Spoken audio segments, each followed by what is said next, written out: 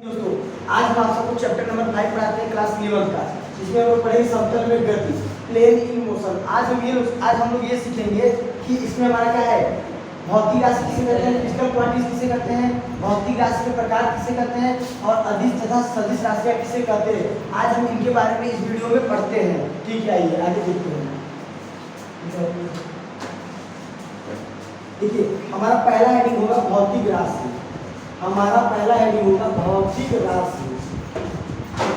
हमारा सबसे पहला हेडिंग होगा भौतिक राशि। भौतिक राशि को इंग्लिश में बोलते हैं फिजिकल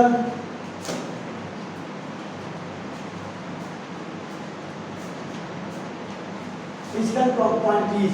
भौतिक राशि को अंग्रेजी में बोलते हैं फिजिकल क्वांटिटीज। देखिए भौतिक राशि किसे कहते हैं, ठीक है, इधर देखिए किसे कहते हैं। तो जिन राशियों का मापन संभव हो, जिन राशियों का मापन संभव उसे हम भौतिक राशि कहते हैं। जैसे ये हमारा क्या है, बोर्ड है, इसको क्या करते हैं, माप सकते हैं, इसका मेजरमेंट निकाल सकते हैं। तो ये हमारा कैसा हो गया, भौतिक राशि हो गया। ये हमारा क्या है, डस्टर है, इसकी लंबाई चौड़ाई है, इसे हम माप सकते हैं। ये हमारा क्या हो गया, भौतिक राशि हो गया। तो ध्यान रखना भौतिक राशि किसे कहते हैं, जिन राशियों को हम माप सकते हैं, जिन राशियों को हम माप सकते हैं, जिन राशियों को हम माप सकते हैं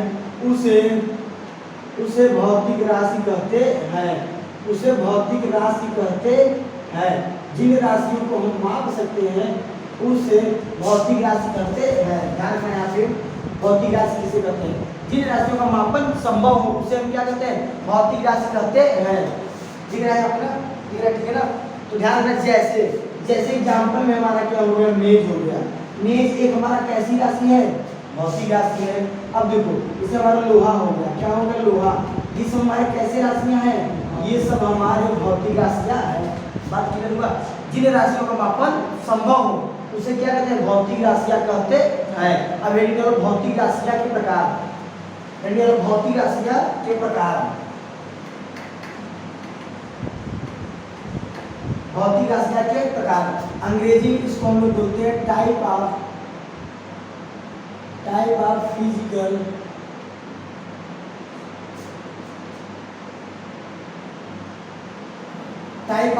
क्वांटिटी, भौतिक राशियों के प्रकार। ठीक, देखो इसको हिंदी में हम लोग बच्चों बोलेंगे भौतिक राशियों के प्रकार, भौतिक राशियों के प्रकार। भौतिक राशियों के प्रकार। देखो जो हमारा भौतिक राशियां होती हैं, इधर ध्यान दो, जो हमारा भौतिक राशि क्या होती है, कितने प्रकार की होती है, 3 प्रकार की होती है। जनरली आप लोग को 2 ही प्रकार पढ़ना है, लेकिन यहाँ पे 3 प्रकार हम आपको बताएंगे। ठीक, तो भौतिक राशि का जो पहला प्रकार होता है उसे हम लोग बोलते हैं अदिश राशि। क्या बोलते हैं, अदिश राशि। क्या बोलते हैं, अदिश राशि। और अदिश राशि को अंग्रेजी में बोला जाता है स्केलर क्वांटिटीज। क्या बोला जाता है, स्केलर क्वांटिटीज बोलते हैं। क्या बोलते हैं, स्केलर क्वांटिटीज बोलते हैं। बात क्लियर हुआ। भौतिक राशि 3 प्रकार के होते हैं। पहला प्रकार क्या है, अदिश राशि होता है। चलो इसका दूसरा प्रकार देखते हैं। दूसरा प्रकार हमारा क्या होता है, सदिश राशि होता है। क्या होता है, दूसरा प्रकार हमारा सदिश राशि होता है। सदिश राशि को अंग्रेजी में बोलते हैं वेक्टर। क्या बोलते हैं, वेक्टर क्वांटिटीज। क्या बोलते हैं, वेक्टर क्वांटिटीज बोलते हैं। अब देखो भौतिक राशि का जो तीसरा प्रकार होता है उससे हम लोग क्या बोलते हैं, टेंसर राशि बोलते हैं। क्या बोलते हैं, टेंसर राशि बोलते हैं। क्या बोलते हैं, टेंसर राशि बोलते हैं। टेंसर राशि को हिंदी में क्या कहते हैं, पता है आप लोग को, टेंसर राशि को हिंदी में क्या कहते हैं, प्रदिश। क्या बोलते हैं, प्रदिश राशि बोलते हैं। क्या बोलते हैं, प्रदिश राशि बोलते हैं। ध्यान रखना, इसे हम लोग क्या बोलते हैं, प्रदिश राशि बोलते हैं। बात समझ में आया, फिर से ध्यान रखो।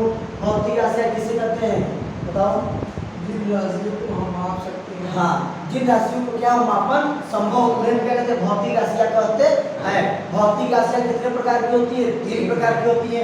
पहला क्या होता है, स्केलर क्वांटिटीज, दूसरा क्या होता है, वेक्टर क्वांटिटीज, तीसरा क्या होता है, टेंसर क्वांटिटीज होता है। बात क्लियर हो गया। चलिए अब हेडिंग डालिए आप अदिश राशियां, हेडिंग डालिए अदिश राशियां।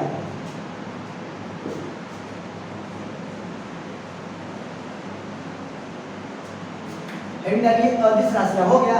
अंग्रेजी में इसको क्या बोलते हैं, स्केलर क्वांटिटी बोलते हैं। इसे मिटा दें। ठीक,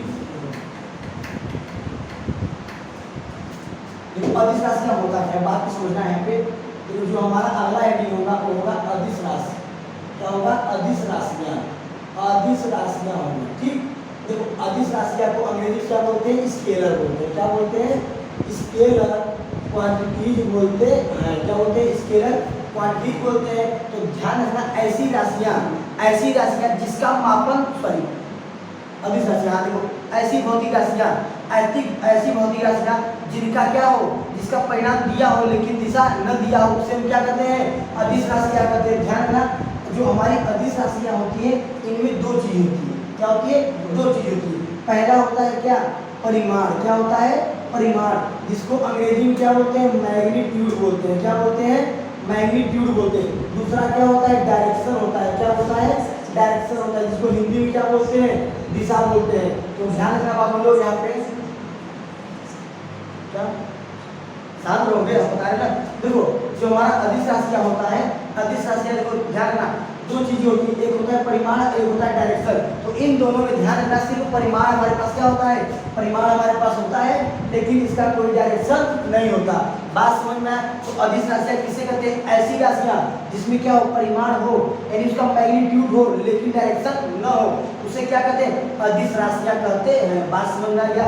स्केलर क्वांटिटीज किसे कहते हैं? ऐसी क्वांटिटीज जिसमें क्या हो? परिमाण हो लेकिन डायरेक्शन न हो।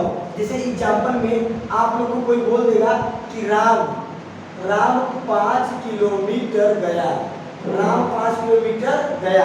तो यहाँ पे ध्यान रखना, यहाँ पे राम 5 किलोमीटर गया, तो यहाँ पे जो ये 5 है, ये जो 5 है हमारा क्या है? ये मैग्नीट्यूड है। क्या है? ये हमारा मैग्नीट्यूड है। इसी को हम लोग क्या बोलते हैं? इसी को हम लोग बोलते हैं परिमाण। क्या बोलते हैं? परिमाण बोलते हैं, यानी इसमें परिमाण है लेकिन दिशा नहीं है। बात क्लियर हो गया? तो ध्यान रखना, अदिश राशि किसे कहते हैं? ऐसी राशियां जिनमें परिमाण हो लेकिन दिशा न हो, उसे क्या कहते हैं? अदिश राशियां कहते हैं। बात समझ में आ गया? जैसे एग्जांपल में एक और देखो, ये देखो, ये 5 लिखा हुआ है, 6 लिखा हुआ है, 7 लिखा हुआ है, थीटा है, तो ये सब कैसी राशियां हैं? ये सब अदिश राशियां हैं, क्योंकि यहाँ कोई डायरेक्शन है? कोई डायरेक्शन नहीं है। तो ये सब कैसी राशियां हैं? ये सब हमारी अदिश राशियां है। कैसी राशियां हैं? ये सब हमारी अदिश राशियां है। बात समझ में आ गया? ठीक, तो चलो परिभाषा लिखो। बोले परिभाषा, ऐसी राशियां जिसमें परिमाण हो लेकिन दिशा न हो, ऐसी राशियां जिनमें परिमाण हो लेकिन दिशा न हो, उसे भौतिक राशियां कहते हैं। उसे भौतिक राशियां कहते हैं। उसे भौतिक राशियां उसे अदिश राशियां कहते हैं। उसे अदिश राशियां कहते हैं। फिर सुनो, ऐसी राशियां जिनमें परिमाण हो लेकिन दिशा न हो, उसे क्या कहते हैं? उसे अदिश राशि कहते हैं। जैसे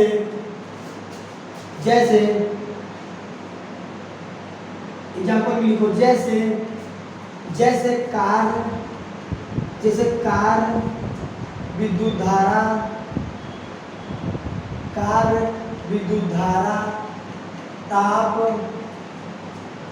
ताप, समाचार आदि, ये सब अदिश राशियां है। ध्यान रखना, ये सब हमारे क्या है? एग्जाम्पल है। जैसे कार, विद्युत धारा, ताप आदि, ये सब हमारे क्या है? ये सब हमारे अदिश राशि होते हैं। बात समझ में आ गया? ठीक, चलिए हेडिंग डालिए सदिश राशियां।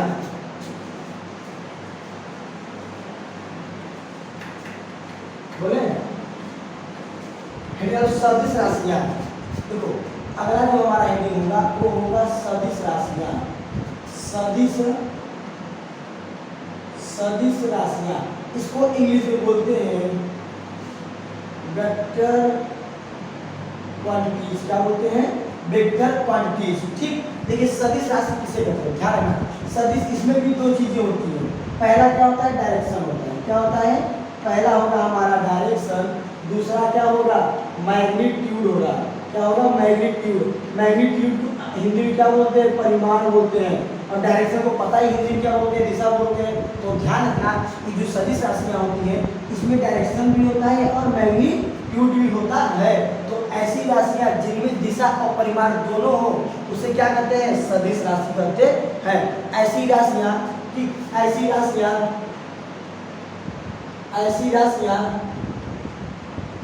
ऐसी राशियां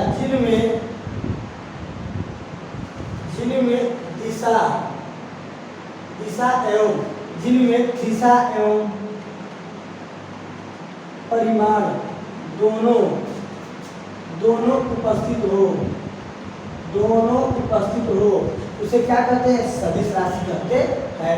बात क्लियर हो गया? ठीक, देखो जैसे एग्जाम्पल में आप लोग लिखेंगे जैसे धारा घनत्व, जैसे विस्थापन, कामा वेग, कामा त्वरण, ये सब हमारे क्या है? ये सब हमारे सदिश राशि होते हैं, क्योंकि इसमें ये सब दिशा के साथ साथ क्या बताते हैं? रिजल्ट भी बताते हैं। बात क्लियर हो गया? अब ध्यान रखना, अगर कोई पूछेगा कि अदिश राशि का कोई दूसरा परिभाषा बताओ, क्या बताना है? अदिश राशि का कोई दूसरा परिभाषा बताओ, तो आप लोग क्या बताएंगे? ऐसी राशियां जिनमें क्या हो? आई के जे के और के कैट उपस्थित हो उसे क्या कहेंगे? सदिश राशि कहेंगे। तो ध्यान रखना, ऐसी राशियां, इधर देखो, ध्यान रखो भी, ऐसी राशियां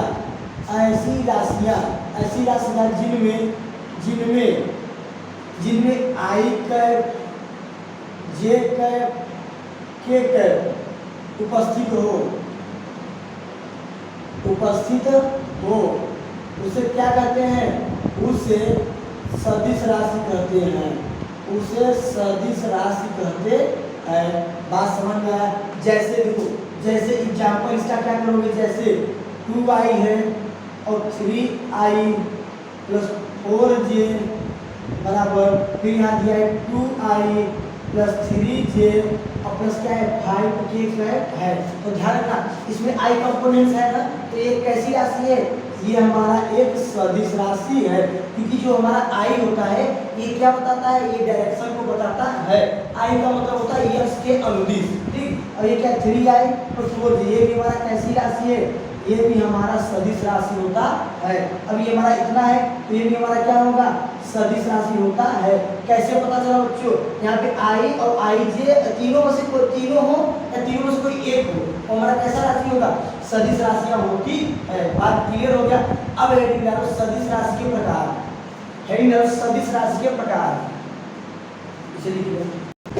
चलिए अब हम आप लोग को बताते हैं सदिश के प्रकार, टाइप ऑफ वेक्टर, ठीक है ना।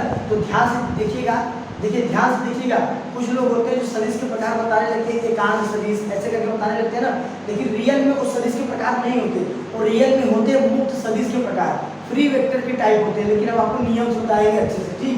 तो यहाँ पे आपको क्या पढ़ना है? सदिश के प्रकार। क्या पढ़ना है? सदिश के प्रकार। तो इसको अंग्रेजी में बोला जाता है टाइप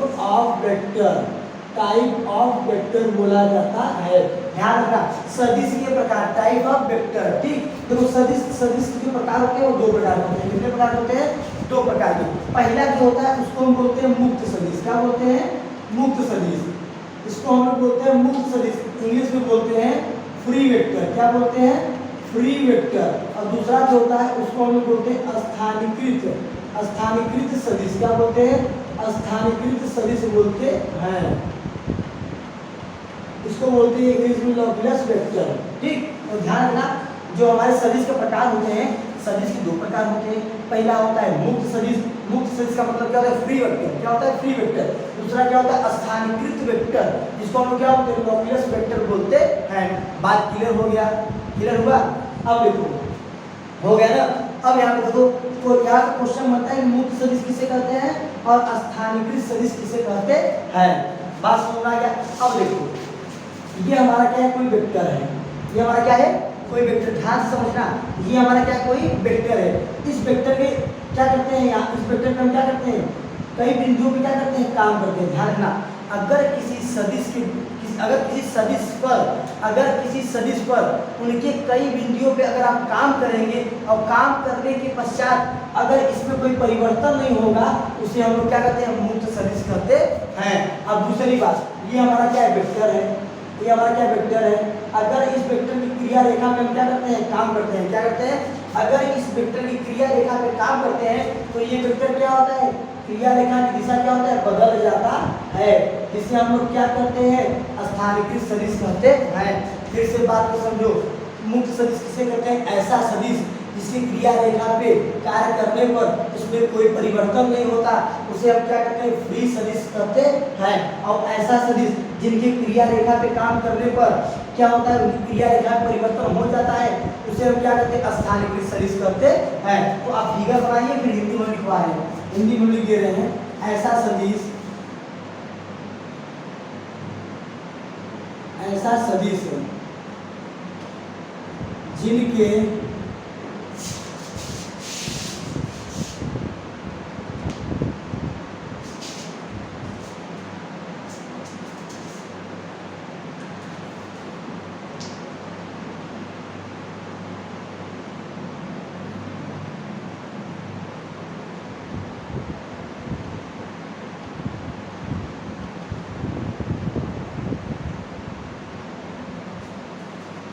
ध्यान रखना, कोई पूछेगा मुक्त सदिश किसे कहते हैं, आप बता दीजिए, ऐसा सदिश जिनकी क्रिया रेखा में कार्य करने पर कोई परिवर्तन नहीं होता, उसे क्या कहते हैं, मुक्त सदिश कहते हैं। जैसे ये हमारा कोई सदिश है, तो कोई इसकी क्रिया रेखा में वर्क आप कर रहे हैं ना, देखो ये जो हमारा क्रिया रेखा है, इसकी क्रिया रेखा में आप डब्ल्यू वर्क कर रहे हैं ना, लेकिन इस वेक्टर में कोई परिवर्तन हो रहा है, नहीं हो रहा है ना, तो ये कैसा सदिश है, ये हमारा मुक्त सदिश है।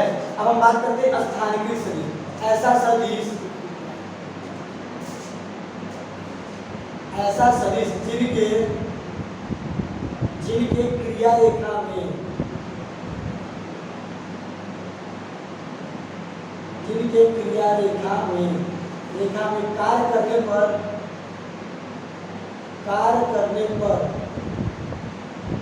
कार्य करने पर परिवर्तन होता है।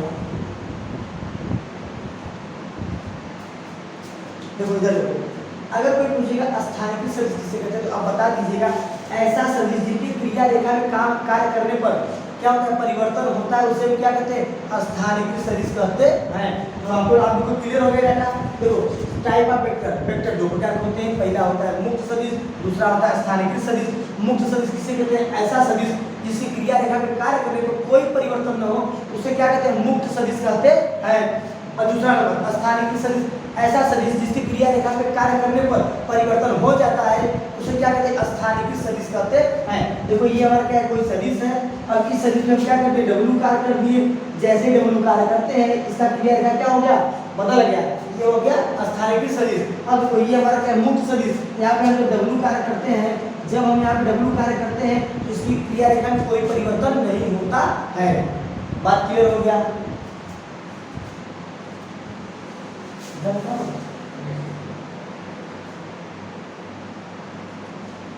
सही तो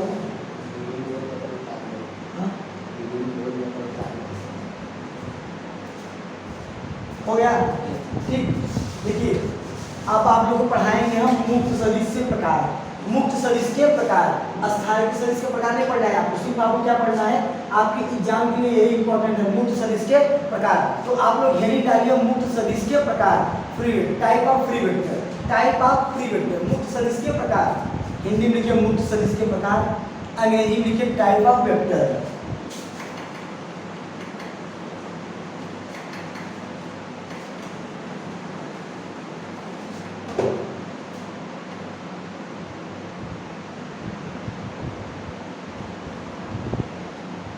टाइप ऑफ फ्री वेक्टर, ठीक।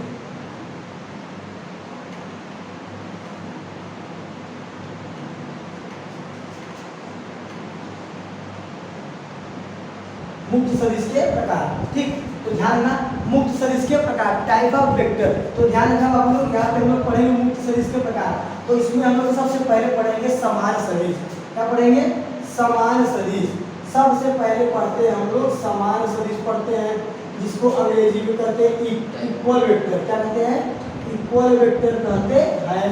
उसके बाद हम लोग पढ़ेंगे क्या, तो उसका हम लोग पढ़ेंगे एकांक सदिश। क्या पढ़ेंगे, एकांक सदिश पढ़ेंगे, एकांक सदिश पढ़ेंगे, जिसको हम लोग अंग्रेजी बोलते हैं यूनिट वेक्टर। क्या बोलते हैं, यूनिट वेक्टर बोलते हैं।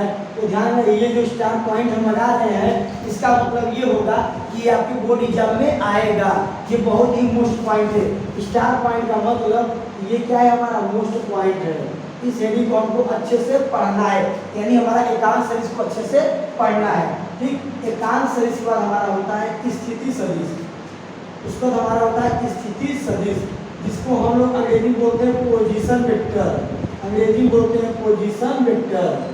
पोजीशन वेक्टर भी हमारा क्या है, स्टार पॉइंट लगा रहे, ये भी हमारा क्या है, मोस्ट है। उसके बाद हम लोग पढ़ते हैं सदिश सदिश, सदिश सदिश जिसको हम लोग कहते हैं सदिश सदिश पढ़ते हैं, सदिश सदिश पढ़ते हैं, जिसको अंग्रेजी में हम लोग बोलते हैं लाइव वेक्टर। क्या बोलते हैं, लाइव वेक्टर बोलते हैं, अंग्रेजी में इसको लाइव वेक्टर बोलते हैं।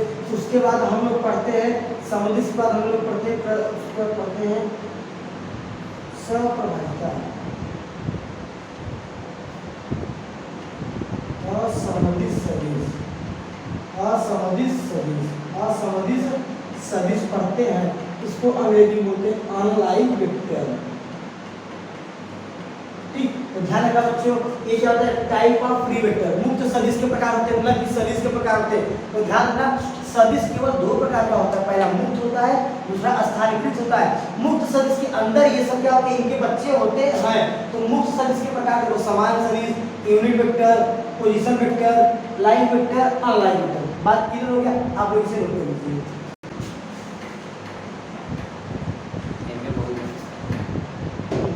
देखिए, अब हम बात करते हैं मुक्त सदिश के प्रकार में। पहला नंबर जो होता है समान सदिश, जिसको हम क्या बोलते हैं, इक्वल वेक्टर बोलते हैं। तो हेडिंग डालिए समान सदिश, हेडिंग डालिए समान सदिश, समान सदिश, जिसको हम लोग बोलते हैं इक्वल वेक्टर। क्या बोलते हैं, इक्वल वेक्टर बोलते हैं। समान सदिश किसे कहते हैं, तो ध्यान रखिएगा, देखो ये हमारा क्या है, कोई सदिश है, ये हमारा क्या है, कोई सदिश ए है, ध्यान रखना, ये हमारा क्या है, कोई वेक्टर ए है। अब इसी के बाद यहाँ पे एक वेक्टर हमारा क्या हो गया, वेक्टर बी है। तो ध्यान रखना, ई वाला वेक्टर और ये वाला वेक्टर, इन दोनों का क्या होता है, परिमाण, जो हमारा परिमाण होता है वो क्या होता है, समान होता है। क्या होता है, समान होता है। और इसकी जो दिशा है, दिशा भी क्या है, समान है। क्या है, समान है। तो ध्यान से समझना, देखो ये आगे की ओर बढ़ रहा है, यानी इसकी दिशा कहाँ है, आगे की ओर है। ये वेक्टर बी किधर बढ़ रहा है, आगे की ओर बढ़ रहा है, यानी इसकी दिशा कहाँ है, आगे की ओर है, यानी इसकी दिशा क्या है, समान है। और इसकी लंबाई और इसकी लंबाई क्या है, समान है। कहने का मतलब ऐसा वेक्टर जिसका परिमाण यानी जिसका मैग्नीट्यूड और डायरेक्शन दोनों क्या हो, सेम हो, उसे क्या कहते हैं, समान सदिश कहते हैं। बात क्लियर हुआ, ध्यान रखना, इसकी लंबाई और इसकी लंबाई क्या है, समान है, जिसको बोलते हैं मैग्नीट्यूड। क्लियर हुआ। अब इसका डायरेक्शन क्या है, समान है, इसको लोग क्या बोलते हैं, दिशा बोलते हैं। बात क्लियर हुआ। तो ध्यान रखना, अगर ए बराबर वेक्टर बी कहीं पे लिखा है तो इसका मतलब क्या हुआ, एक इसकी बात हो रहा है, समान सदिश की बात हो रहा है। बात समझ में आया कि नहीं, आ गया क्लियर ना। तो ध्यान रखना, ऐसा सदिश जिसका परिमाण एवं दिशा क्या हो, बराबर हो, उसे क्या कहते हैं, समान सदिश कहते हैं। लिखो, ऐसा सदिश, ऐसा सदिश जिनका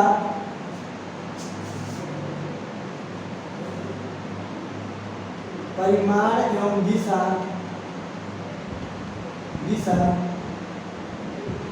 दोनों बराबर हो, दोनों बराबर हो, उसे समान सदिश कहते हैं। उसे समान सदिश कहते हैं। बात क्लियर हो गया, उसे समान सदिश कहते हैं, उसे समान सदिश कहते हैं। कोई दिक्कत नहीं। अब देखो यहाँ पे लिखना, आप लोग देखिए, ये फिगर बना ली हो, फिगर बन गया, फिगर पहले बनाओ। फिगर बनाने को यहाँ पे लिखना, देखो यहाँ फिगर बनाने को लिखना पड़ेगा आपको, फिगर बनाने को नीचे लिखना पड़ेगा, माना दो वेक्टर ए तथा वेक्टर बी, माना दो वेक्टर, देखिए समान इक्वल वेक्टर किसे कहते हैं, ध्यान रखना। देखो इसकी लंबाई समान है, इसका डायरेक्शन क्या समान है, तो ये क्या इक्वल वेक्टर हुआ। तो ध्यान रखना, ऐसा सदिश जिसका परिमाण एवं दिशा दोनों क्या हो, समान हो, उसे क्या कहते हैं, सदिश, सॉरी समान सदिश कहते हैं। तो आपको डेरिवेशन करना पड़ेगा। तो आप ऐसे फिगर बनाइएगा। फिगर नीचे क्या दिए, माना दो वेक्टर ए तथा बी है, माना दो वेक्टर ए तथा बी है, तब वेक्टर ए और वेक्टर बी एक दूसरे के क्या है, समान है, एक दूसरे के क्या है, इक्वल है, क्या है, इक्वल है। तब वेक्टर ए बराबर वेक्टर बी होता है। इसको बॉक्स में कर लेना। तब वेक्टर ए बराबर वेक्टर बी होता है। फिर सुनो, माना दो वेक्टर ए तथा वेक्टर बी, तब ए और बी क्या है, एक दूसरे क्या है, समान है, तब वेक्टर ए बराबर वेक्टर बी होता है। बात क्लियर हो गया? इसे आप नोट कर लीजिए।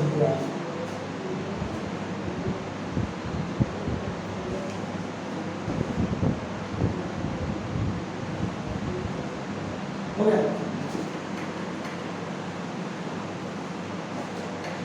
चलो अब बात करते हैं यूनिट वेक्टर। इसका बात करते हैं एकांक सदिश का। इसका बात करते हैं एकांक सदिश का।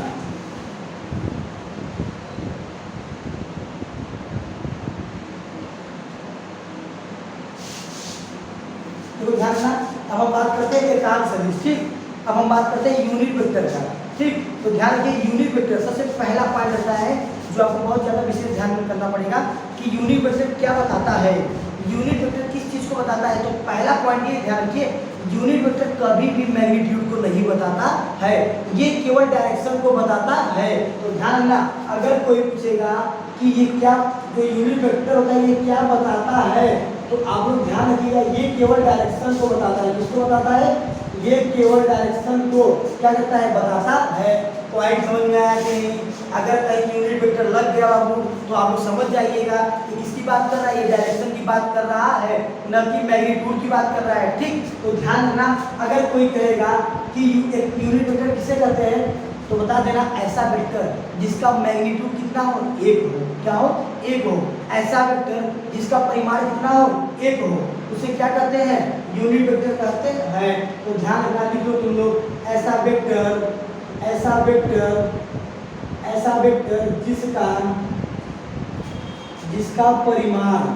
जिसका परिमाण क्या हो, एक हो, क्या हो, एक हो, उसे यूनिट वेक्टर कहते हैं, उसे यूनिट वेक्टर कहते हैं। तो ध्यान रखिएगा, अगर कोई आपसे पूछेगा यूनिट वेक्टर क्या बताता है, तो आप पहला पॉइंट बताइएगा, यूनिट वेक्टर केवल क्या बताता है, डायरेक्शन को बताता है। अगर कोई पूछेगा कि यूनिट वेक्टर किसे कहते हैं, तो आप बता दीजिएगा ऐसा वेक्टर जिसका परिमाण क्या हो, केवल एक हो, उसे क्या कहते हैं, यूनिट वेक्टर कहते हैं। तो ध्यान रखना, यहाँ पे जो पहला स्टार पॉइंट होगा वो हमारा होगा यूनिट वेक्टर को कैप लगा के व्यक्त करते हैं। तो यहाँ पे कोई पूछेगा कि यूनिट वेक्टर को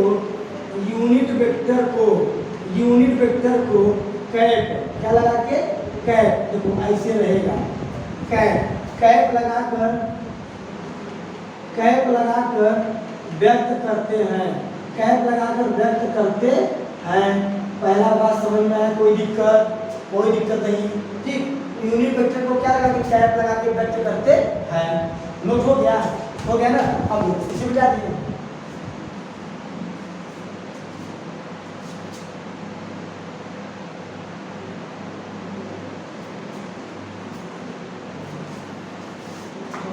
हो गया?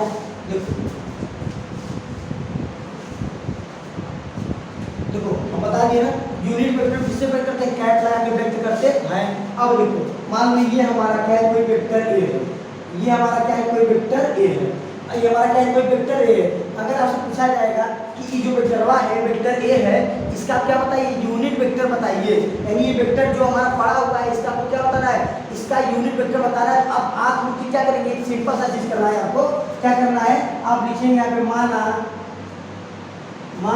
एक वेक्टर ए है, क्या है, वेक्टर ए है, माना एक वेक्टर ए है, तब इसका परिमाण यानी मैग्नीट्यूड क्या होता है, मैग्नीट्यूड जो होगा, इसका मैग्नीट्यूड जो होगा वो होगा मान ऑफ वेक्टर ए बराबर क्या होगा, मान ऑफ वेक्टर ए बराबर क्या होगा, अंडर रूट में आएगा, क्या होगा, अंडर रूट में आएगा, क्या आएगा, अंडर रूट में आएगा, अर्थात अंडर रूट में लिखो, बस इतना लिखो, इसका मैग्नीट्यूड क्या होगा, मान ऑफ ए होगा। बात समझना। तो आपको क्या पूछेगा, तब पूछेगा कि यूनिट वेक्टर बताओ, क्या बताना है आपको, यूनिट वेक्टर बताना है, क्या बताना है, यूनिट वेक्टर बताना है। तो हम आप लोग को बोल चुके हैं ना, यूनिट वेक्टर किससे दिखाते हैं, यूनिट वेक्टर को एक कैप से दिखाते हैं, ए पर कैप लगा के दिखाते हैं। तो यूनिट वेक्टर बराबर होता है वेक्टर ए अपान मान ऑफ वेक्टर ए। क्या होता है, यूनिट वेक्टर बराबर होता है, यूनिट वेक्टर ए बराबर होता है ए है बराबर वेक्टर ए अपान मान ऑफ ए होता है। तो इसका मतलब ही होता है ये क्या है, ये लंबाई है, क्या है, लंबाई। जो ये हमारा वेक्टर है, इसकी यहाँ से यहाँ तक की जो दूरी है वही हमारा क्या है, मान ऑफ वेक्टर ए है। बात समझ में आ गया। तो कह रहा है इस वेक्टर का एक कैप बताओ, क्या बताओ, एक कैप बताओ। तो एक कैप बराबर क्या होता है, एक कैप बराबर होता है वेक्टर ए अपान मान ऑफ ए। बात समझ में आया। ठीक, इसे आप लोग नोट कर लीजिए, ये बहुत ही मोस्ट पॉइंट है, इसे नोट कर लीजिए, इसे आप लोग नोट कर लीजिए। एक तो लाइक और शेयर ठोक दीजिए, महाकाल का दबा के लाइक और शेयर ठोक दीजिए, 5000 लौटे दिख जाना चाहिए। Thank you for being here. बहुत बहुत धन्यवाद।